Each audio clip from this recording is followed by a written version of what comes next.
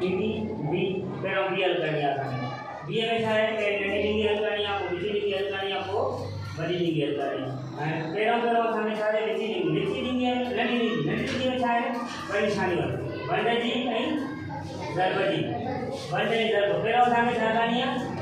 वंडे छड़ानी है छा करनी है वंडे छड़ानी है हाने अंदाज़ पूरा नहीं वंडे करने ला सामने बताइएगा यहाँ डायरेक्ट इनन के आमना पूरा नहीं बताए वंडे कयो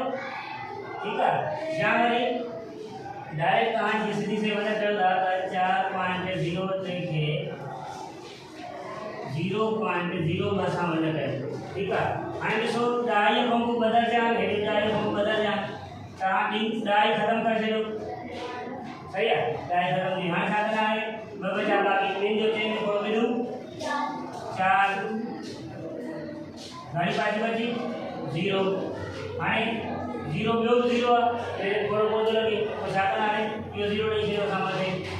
हाने क्या क्या ट्रेन लाया हाने ट्रेन के थोड़ा पढ़ो फिर जो एक दो घड़ी पाँच बची देखो अन्य साझेदारी रखो हलायो रजे कर साझेदारी में रखो ने तो पॉइंट नहीं बुरी जो गणति नो पानी दो साजियो डबल जीरो जवाब है ये 201 पॉइंट सही है को हलो आए लिखो 9.0 6